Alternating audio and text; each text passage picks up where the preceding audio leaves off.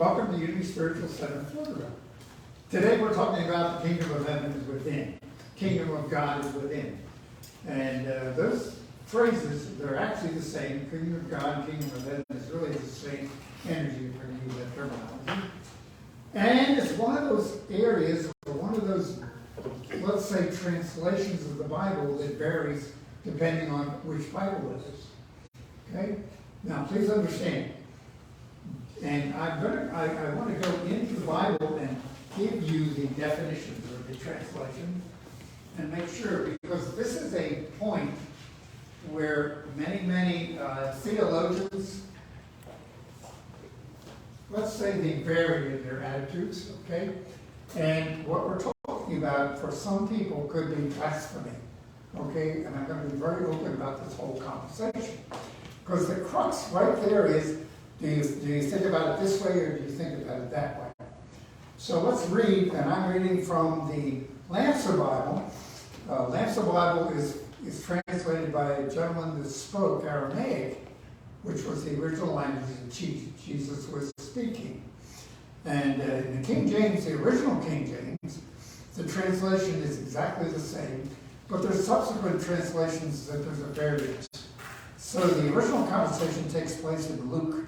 Actually, it's earlier in Matthew, but Luke repeats it. And Luke seems to be more repeated in his conversations. So I'm going to give you the whole conversation. So, let me get my glasses on. And this is a conversation Jesus was having with the Pharisees. Now, everybody understands who the Pharisees were. They were the ruling people in the Jewish tradition here that ran things. Everybody got it? So it was a quasi, if you will, government where the church ran everything, okay? And they dictated what should be said. So when some of the Pharisees asked Jesus when the kingdom of God was coming, okay, so that's, everybody got it? When is the kingdom of God to come? And he answered, saying to them, the kingdom of God, it does not come by observation. So would you agree you can't see it, is what he's saying. It's ineffable. You cannot see it, you cannot experience it, other than within yourself. And then he goes on and says, the kingdom of God does not come by observation. Neither will they say, behold, it is here, or behold, it is there. So it isn't any place that you can touch. It isn't any place you can smell. It isn't any place you can see. Okay? And then he goes on and says, it is there, for behold, the kingdom of God is within you. Okay, now, who is he talking to? It's a conversation with the Pharisees, folks. Okay, now, there are, and I'm being open with you because you need to understand, this is where that separation occurs between what belief is and where the theologians vary and where dogma takes over and all these issues occur. And they're working in churches for hundreds of years. And a doctrine, a ritual, all of the rules and regulations of different churches have been put into place based upon an idea that the kingdom of heaven is within Jesus, not within you. Okay? So, and there are some of the other newer translations are, the kingdom of heaven is among you, everybody hear it?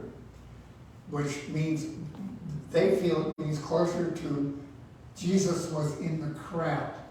He was part of the group. Okay, another one is in the midst of you.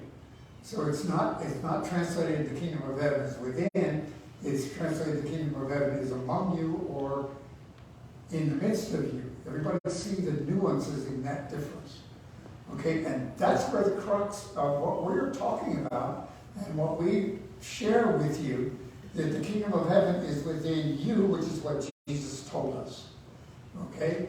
Now, is that an item of faith? Yes. And the only way to know that is to prove it true. Okay, everybody get that? So, what we're saying is, where is, I don't know where this word came from. Yeah, dude, where is salvation? Okay, and then got down to the nitty-gritty, The kingdom of heaven is within you, so salvation is within you. And it's already part of who you are, according to what Jesus said here. Now, can you agree that that's rather controversial? And this is a point that let's just say my fundamentalist group that I used to be part of went nuts. Okay. And they were praying for me forever and ever, which I appreciate. It was wonderful having all those prayers. But when you dig into this and you really start looking at it, where is the kingdom of heaven? And if you look at the other, some of the other religions, they all talk about consciousness and the spiritual being, the spiritual path, and the spirit is within. And they're all conversations that we are, in essence, we are spark of divine life. And we knew Jesus, by the way, he did. If you get into some of the earlier works. But Jesus traveled in the Far East during that time he was lost, and he studied all these religions up in the Himalayas and up in the areas in Nepal. And so when he came back, he brought back those Christian ideas, and that's what his message was. So where we are, or where I believe we are, is the kingdom of heaven is within, which means innately within each of us. You ready? Even the Pharisees. See, the problem is, everybody feels, well, the Pharisees were evil. They were nasty people that were trying to undermine Jesus Christ and his message, and they killed him. So why in the world is he saying to them, the kingdom of heaven is within you? That can't be. So everybody got that? And that's a very fine point to work with and to understand. And over years, rules and regulations get into place. I don't know about you, but I was well educated in what every Bible verse meant.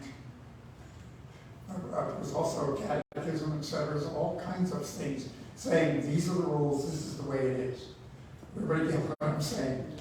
And the truth is, you are the successor, you are the heir, you are the one here to continue the work that Jesus brought in and told us how to do it.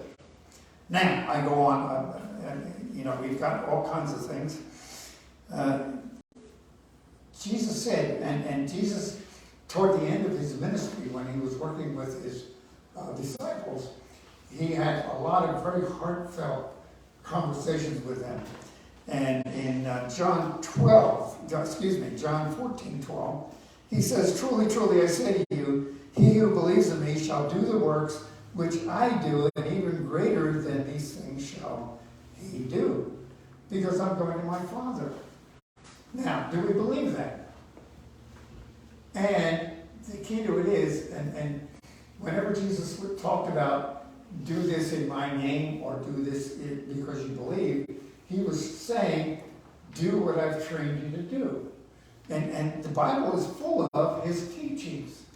And they are, love each other, love the Lord thy God with all thy heart and all thy mind, love thy neighbor as thyself. And his whole message was love. So what did he mean when he looked at the Pharisees and said, the kingdom of heaven is within you? He saw the Christ in them, which is what his message was.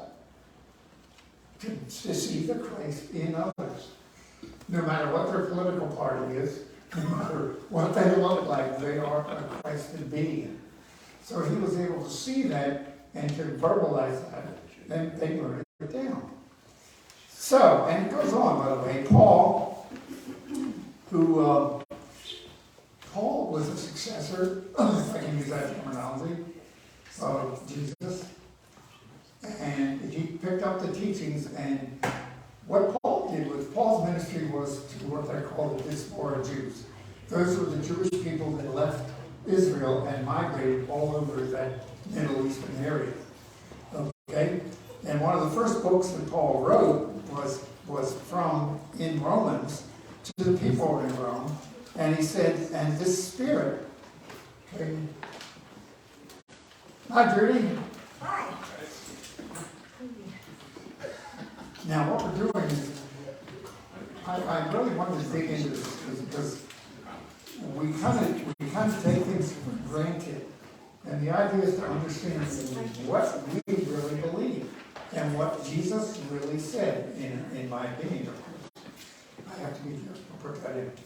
Okay, but Paul said, for you have not received the spirit to be in fear again, but you have received the spirit of adoption. Okay, so I'm going to say it again. For you have not received the spirit of bondage to be in fear. Hold on. Anybody agree the world is creating fear for us right now? Okay? Where are we? We're in bondage to fear. We're afraid to go out. I'm not going to get into wearing masks, but all kinds of things occur because we're afraid of what's out there. When Jesus told us the spirit, the kingdom of heaven is within him.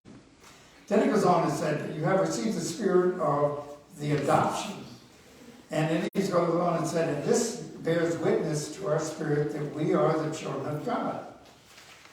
Now, if you go back into Genesis, as a matter of fact, Genesis, it says we're created in the image of God. And what is the image of God? It is not form. It is not material. It is ineffable. It is spirit. So what is your true creation then? Spirit. Spirit!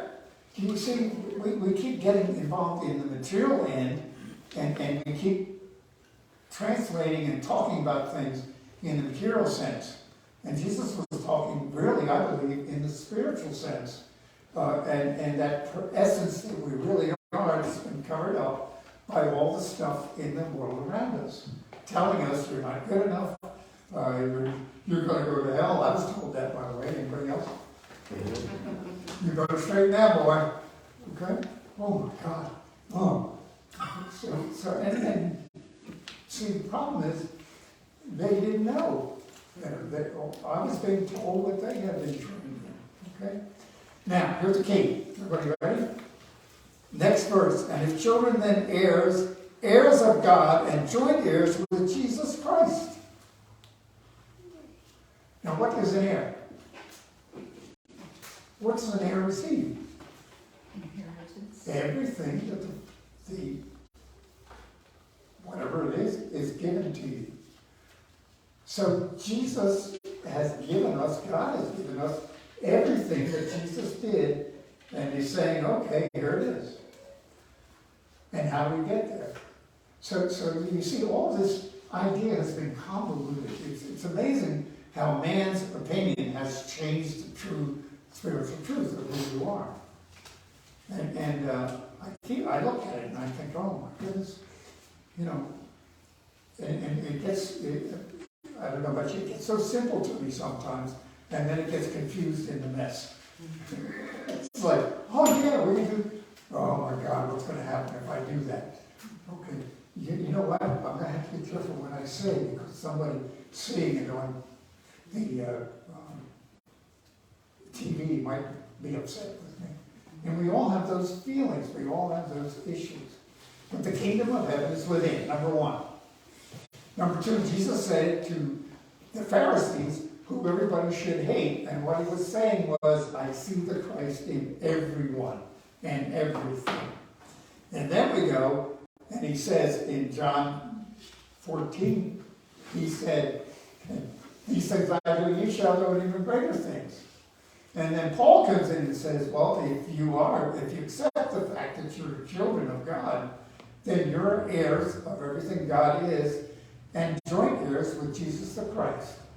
So our job then is to continue. Anybody familiar with an heir has to succeed and continue doing what was done in the family. Because generally, especially in that ancient tradition, the father gave everything to the firstborn, and then the firstborn continued that process. Okay? So what does it mean overall? What are we to be doing? It's an interesting question, right? And Jesus' message was not revenge. Jesus' message was not to get angry.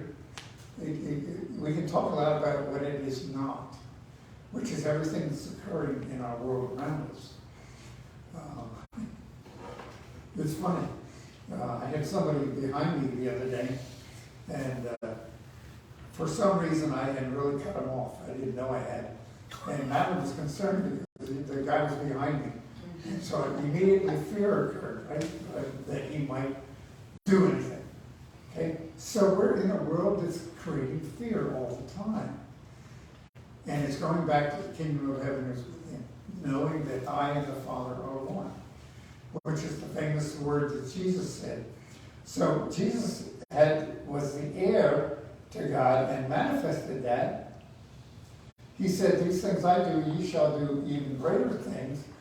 And then Paul said, okay, we're heirs, then we need to continue the succession of what Jesus accomplished. Big message as far as I'm concerned. So it's a fascinating idea. Now, lessons of truth. By the way, for the folks around, this is the, I hate to use the term Bible, but this is like the original ideas of everything in the New Thought environment.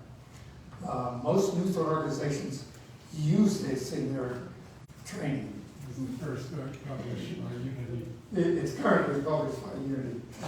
It was first published in 1890s in the magazine form. The Unity published a magazine, and Emily Cady was a doctor, a female doctor, that published this in subsequent magazines from Unity. And then they published it as a book, I think, in 1917. And their statement of being, there's a number of statements of being, but I'm going to read statement number 10. Heretofore we have sought knowledge and help from outside sources. In other words, we spend years in college. Anybody familiar with that? We spend years learning from mistakes. Anybody familiar with that? And the truth is, we keep looking to others for support. We keep looking to others for knowledge. And this says, heretofore we have sought knowledge and help from outside sources, not knowing that the source of all knowledge, the very spirit of truth that Jesus told us is there. I'm adding that, by the way, that's my editorial. Okay. Waiting to be called on to teach us the truth about all things. Fascinating. Most marvelous of teachers and everywhere present without money or price. So the kingdom, when we say the kingdom of heaven is within, the spirit of truth is already within us. Anybody familiar with a nagging feeling that I need to do this? Yes? And I don't know about you, but I have to say, no, I can't do that now. Or I have a reason, oh my God, Larry might think it's funny. Or whatever I want to do, whatever my mind wants to make up. So the kingdom of heaven is within, and it's learning to get quiet enough, get still enough, and actually become reverent enough to listen to it. And that's really what we're about. That's why we teach what we teach. The stillness, the kingdom within, is being still. And the noises in your brain, anybody familiar with the brain that won't stop? The chatter, we call it the chatter, the monkey chatter. And that's the chatter that we have been trained to hear. And that chatter is there to keep us from being aware of inside information. Okay? That's my belief. Okay? So if we get quiet enough and do it often enough, we know scientifically that the brain starts changing. The neuron structures start becoming more familiar with, I guess, the brain waves with the inner ideas. Okay? There's a little, it's called an antenna right here, the pineal gland, right in the middle of the two heads of the brain, that some people think is an antenna to spirit bringing information in.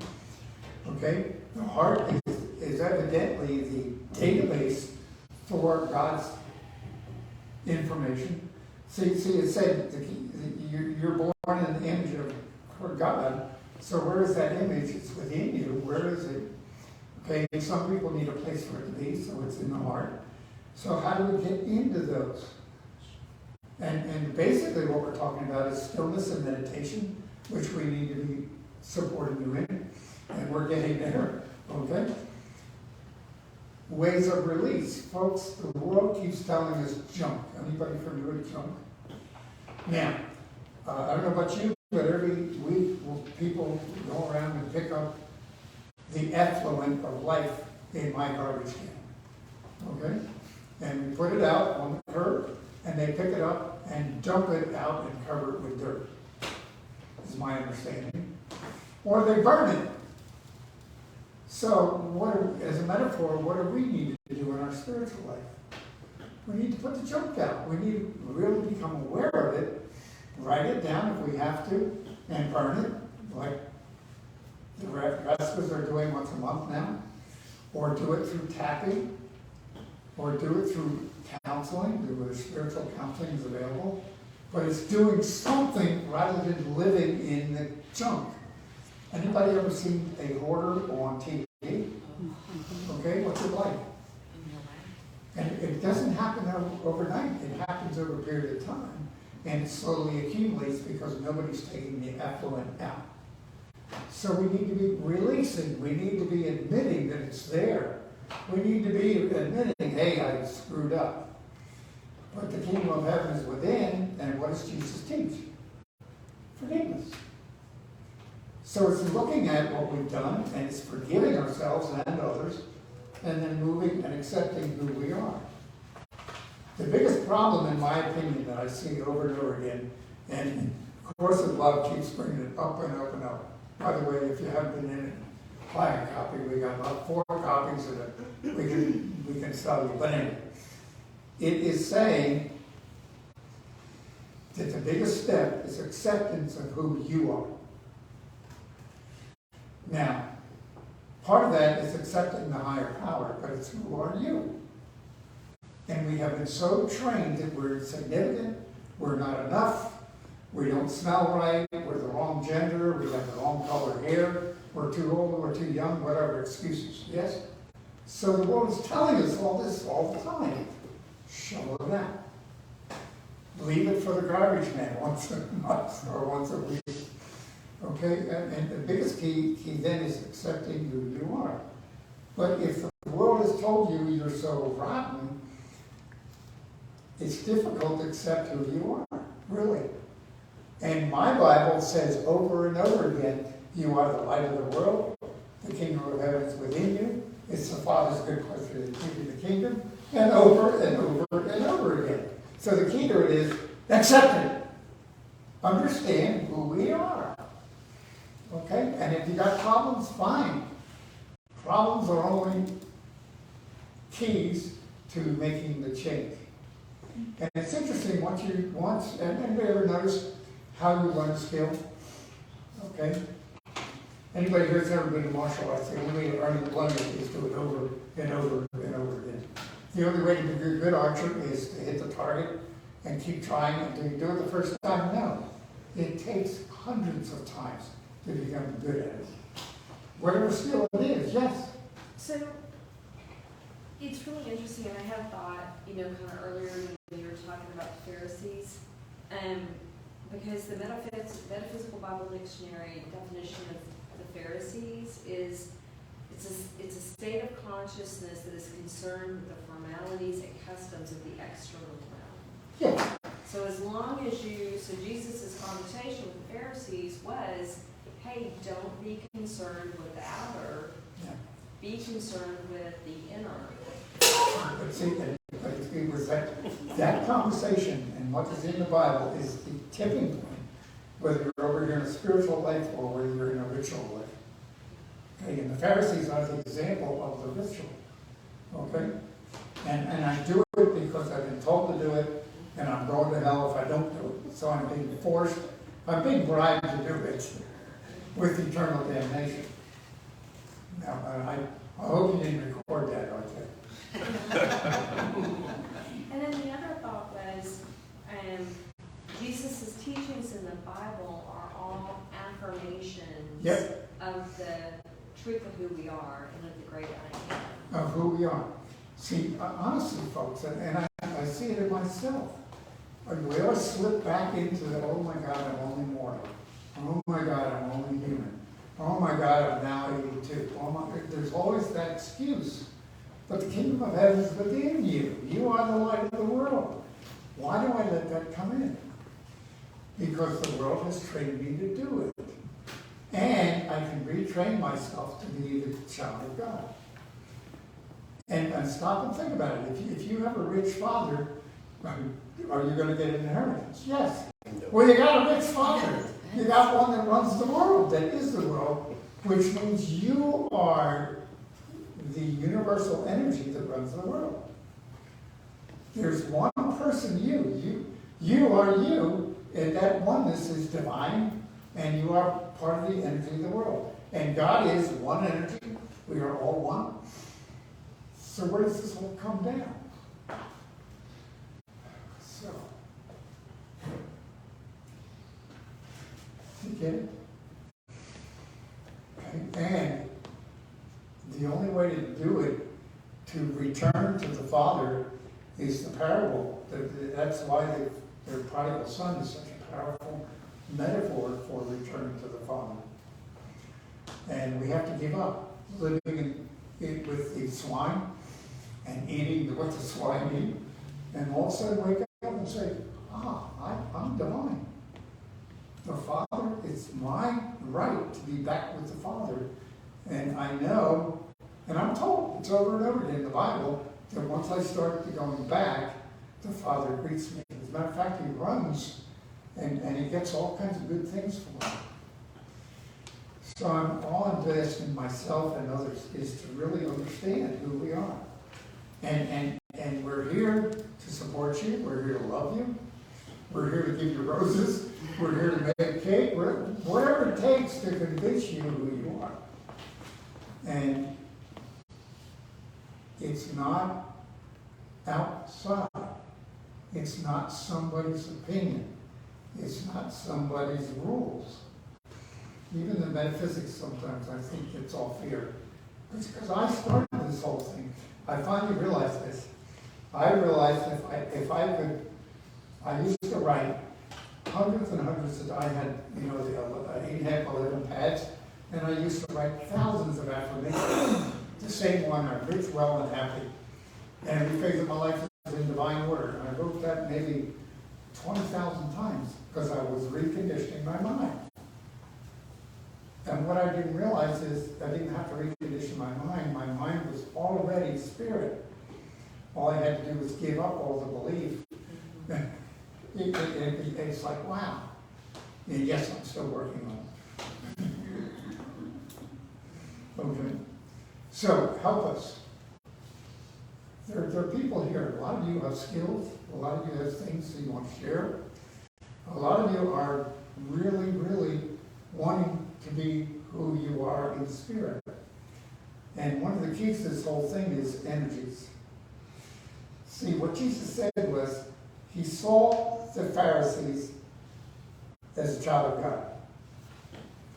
And I will tell you, the last week, the Course of Love said, Jesus quoted saying, if you could see your fellow human being as people saw me, the world would change. So what we see in each other is who we become. And we support each other in that divinity horizon. So the community is important. And each of us is part of that. And that's why we talk about the spiritual community.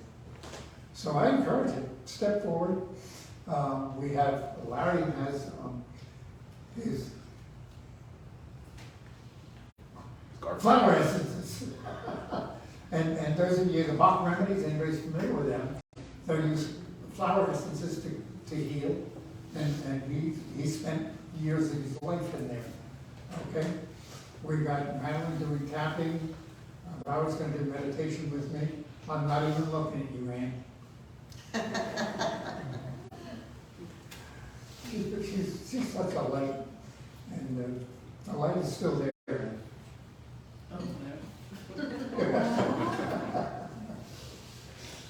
But we really have a community. We have the beginning of something beautiful.